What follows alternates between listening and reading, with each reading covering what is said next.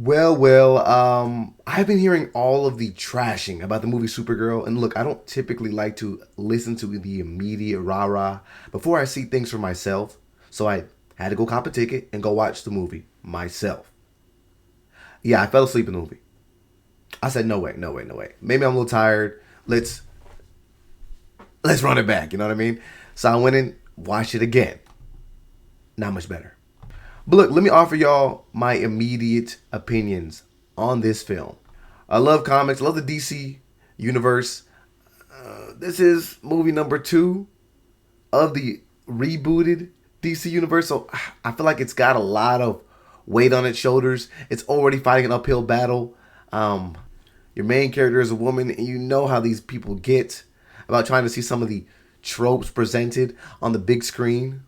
But look, I'm just here to watch superheroes. So look, it's your boy Benji. Welcome to the box office.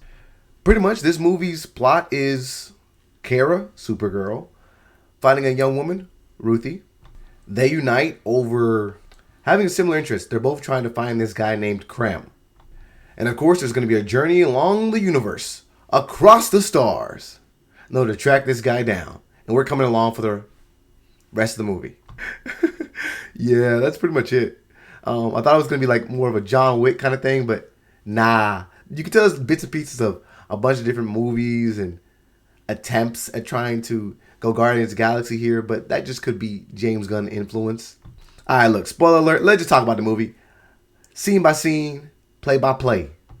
The film begins with the catastrophic destruction of Krypton, the home world of Superman and Supergirl. No, I'm just kidding. I wish it would have began like this, but it doesn't. But we do actually get this flashback later in the movie. We see Kara years after being born and sometime after being a superhero. She's emotionally restless, man. Instead of settling on Earth, she spends a good chunk of time traveling across the galaxy with KRYPTO, her dog, hopping from planet to planet, just really living freely.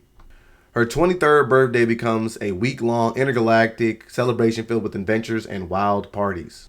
Clark Kent frequently calls her, worried that she's avoiding building a permanent life on Earth. During one stop on a distant planet, Kara meets a young woman whose name is Ruthye Marie Knoll. Ruthye is the sole survivor of her family that was brutally attacked and murdered by a vicious warlord named Krem of the Yellow Hills. Krem is also a leader of a violent group called the Brigands. And this immediately was where I started to find my issues.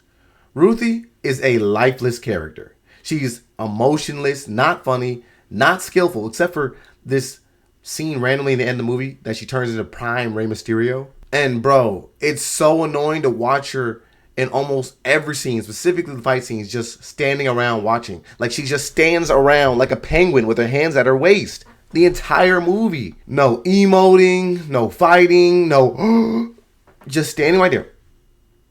She wants to behead Krem, and the running gag is that she does this lengthy introduction to tell everybody this that she meets. But why does she want revenge? Is this tradition? I mean, this is a 13-year-old girl with nothing to lose who just wants to travel the universe to fight a guy who offed her family in literally like 10 seconds. She is an anchor to Supergirl of, oh my goodness, all this movie. And like she's literally, dude, just holding her back in every instance. But yet she has the audacity to berate Supergirl all movie. Yeah, I didn't root for her at all. And dude, like I said, her family got attacked. I think that it was just their time. We don't really get a reason to care about this too much.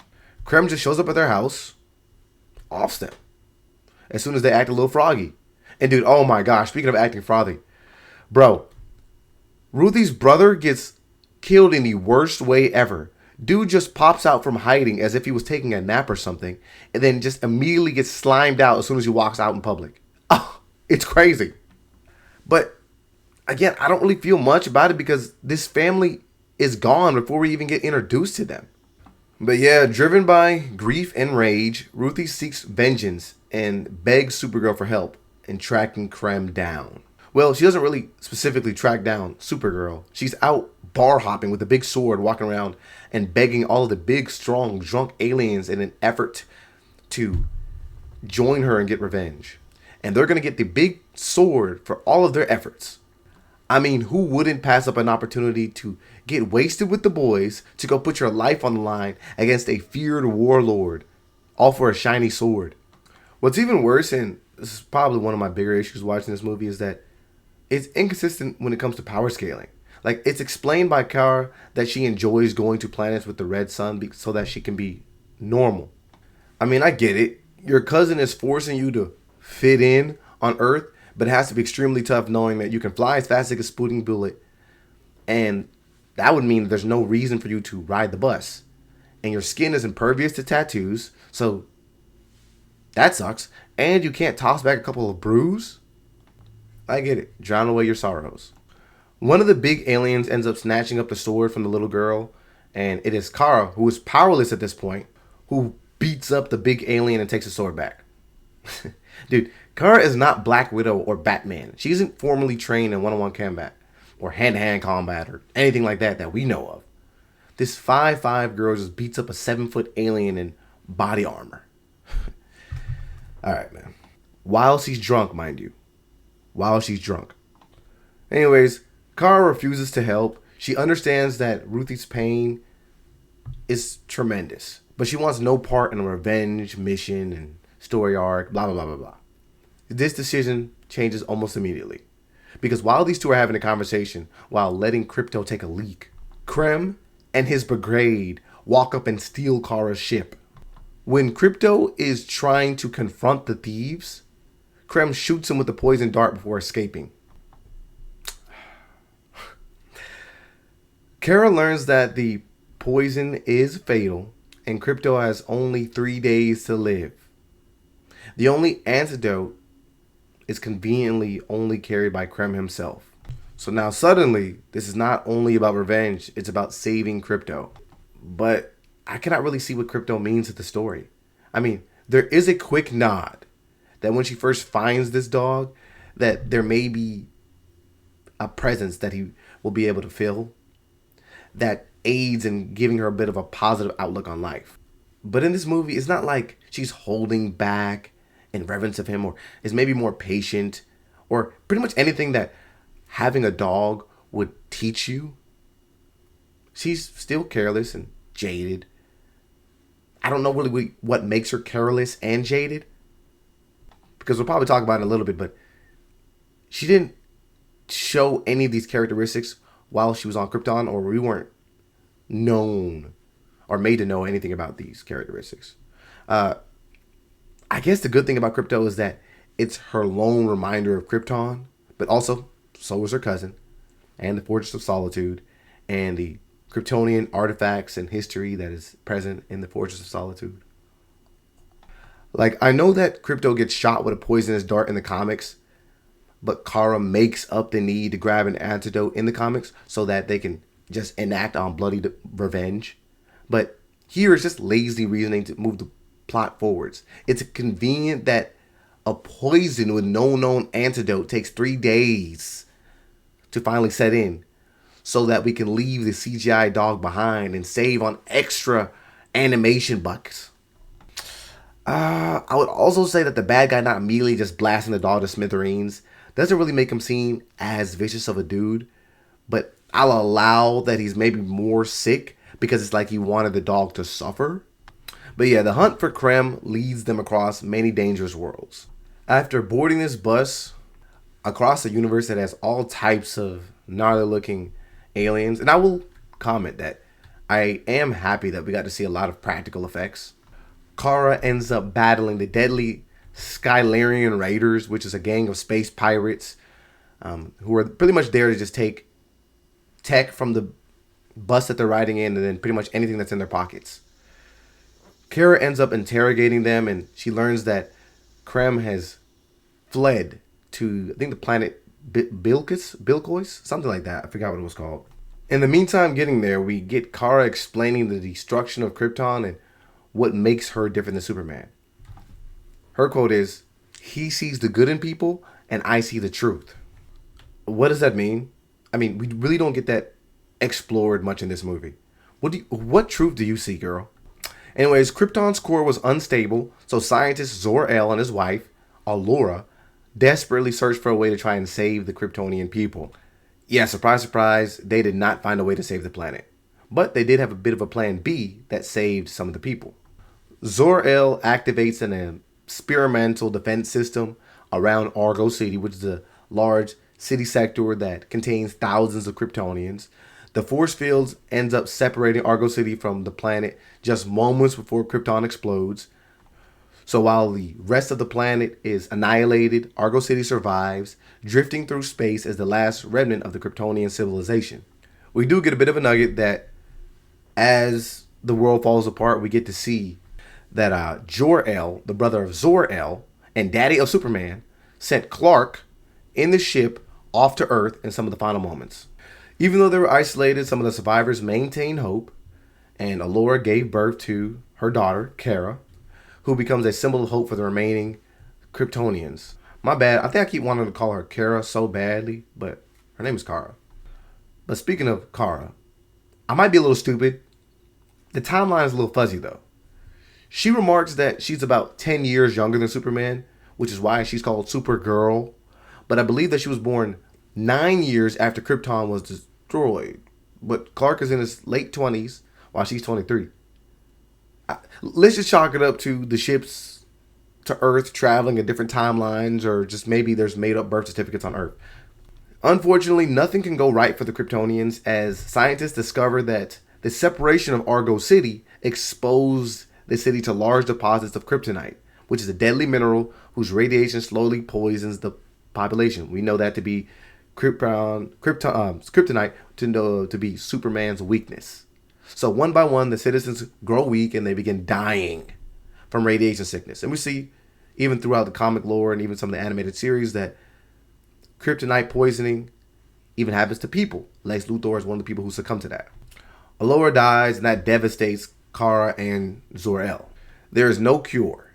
So Zor-El makes a painful decision as he starts to get sick himself. He places Kara and her loyal stray dog, KRYPTO, aboard a spacecraft and sends them to Earth, which is the one place that Kara may survive and thrive.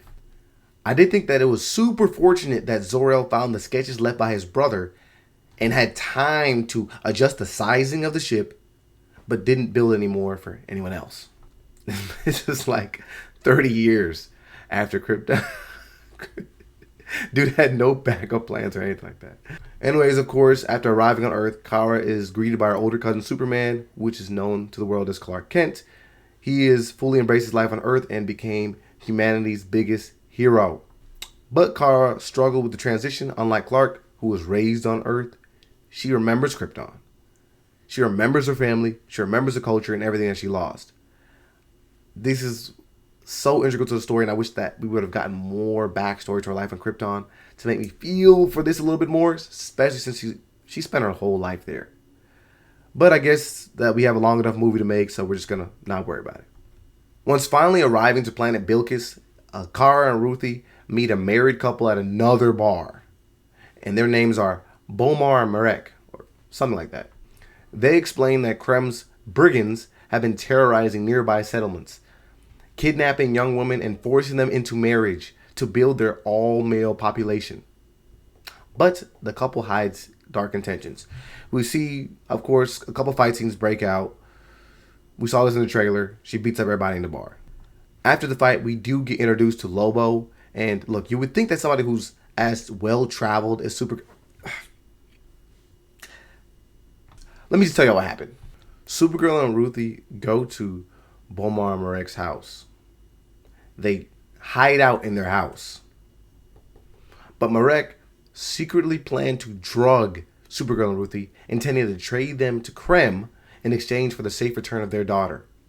I will say again, you would think somebody who's well-traveled, like Supergirl, wouldn't just accept random drinks from beings who are random on random planets. Especially one that she was warned before she got there that they were trafficking women. I mean, dude, even leading up to the big realization that she has when she gets poisoned, we as an audience get a bunch of cues that things are pretty suspicious. A massive fight breaks out as the brigands attacked, and Kara is aided during the big fight by infamous bounty hunter Lobo, who is pursuing brigand Lieutenant Drom Braxton for his own reasons. But bro, why do we not... I mean, dude, if you don't know any bit of lore, we don't get enough information to know really who Lobo is and why he's doing what he's doing. You must probably would just think that he has beef with the brigands like anybody else would. You know what I mean? These are bad guys, so why wouldn't somebody be upset at them? Like, Kara knows who Lobo is and mentions that he's a dude that they need not mess with. But why? Why does she know this? Look, I didn't come into this movie thinking that Lobo was going to be an integral piece to this story, but dude, he's just coincidentally here. That's unfortunate. He's here to say a few quick quips and offer comic fans a couple of scenes before going. Back to the fight. Kara ends up gaining the upper hand after taking out so many dudes, and Ruthye finally corners Krem with a chance to kill him. But Kara stops her. This hesitation costs them everything. Krem escapes, and in the chaos, Bomar and his family are killed. So the three people that they were looking to help, even though they poisoned them, Bomar, Marek, and the daughter, all get offed. Like, we instantly see the daughter get released off the ship as a part of this bargain, and then immediately she walks off the ship, blam. Okay, I'm exaggerating. Not a minute. Not immediately. Like, she at least runs away a little bit, and then Krem stalks her, and then bam. My goodness. Ruthye reminds Kara and us of the issue that plagues many superheroes. Allowing the really bad guys to live only brings about more suffering. But Kara is like, no, we don't kill, blah, blah, blah, blah.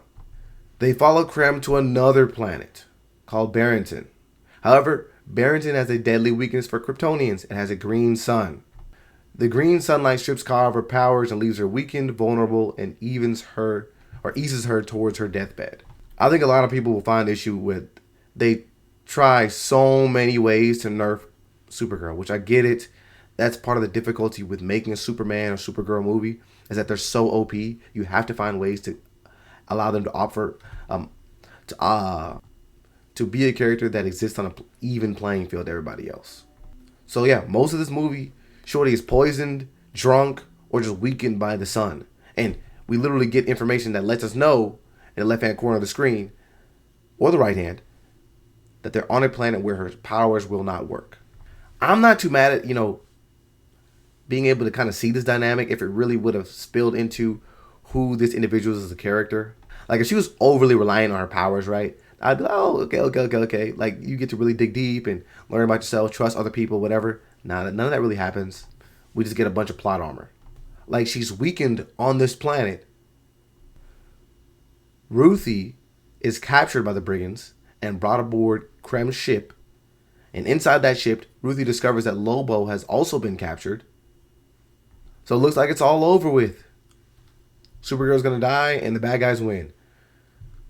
The planet rotates just enough to give way to a yellow sun so that Kara's powers can fully return. And so now she's stronger than ever. She unleashes her full strength and breaks out these two. Like I said, a lot of plot armor. We finally get the Supergirl suit. And dude, another thing that really annoys me about this movie is that a good chunk of it has the characters being backlit. Like, the lighting is very strange. Especially since a lot of people were raving about the potential of seeing a really colorful Superman, Supergirl. And the comic books that this story is based off has super colorful backgrounds and everything like that. But the stuff that we see in the movie is just bland, bleh. Anyways, they attack Krem's ship and a really big battle erupts. Supergirl ends up tearing through the brigands, destroying their forces and freeing the captive brides. The silliness of the movie just continues to present itself. Kara tells Krem, I'm the girl whose dog you shot. To which Krem is like, okay. Like, it really kind of waters this movie down. Because why should any of us care about this? The villain doesn't care. We aren't even reminded much about the KRYPTO thing that's going on anyways. She doesn't even bring the dog with her. So, what if she would have just did all this and then went back to bring the antidote to the dog and he's already gone? But at last, Krem is defeated. Ruthye finally gets the opportunity to do what she's been waiting for all movie. But Kara, she pleads with her not to do it. She tells Ruthye that revenge will not heal her or bring her family back. Why did you allow this girl to come with you then? Like, I get it. She was very masterful as a stowaway, but you knew what she was here to do. Ruthye eventually gives in and puts down the sword. But as Krem lies there helpless, Kara picks up the sword and kills him. So she chose vengeance herself for, I guess, everyone that Krem had destroyed. And then she eventually recovers the antidote and rushes back to KRYPTO, saving his life. So this little girl just accompanied Supergirl on this life-altering mission for no payoff. Only for Supergirl to rob her of the one thing that she was looking for. Why did we sit there for 2 hours to watch this? I thought that this was going to be a big moment where we got to see some real character development here, but no.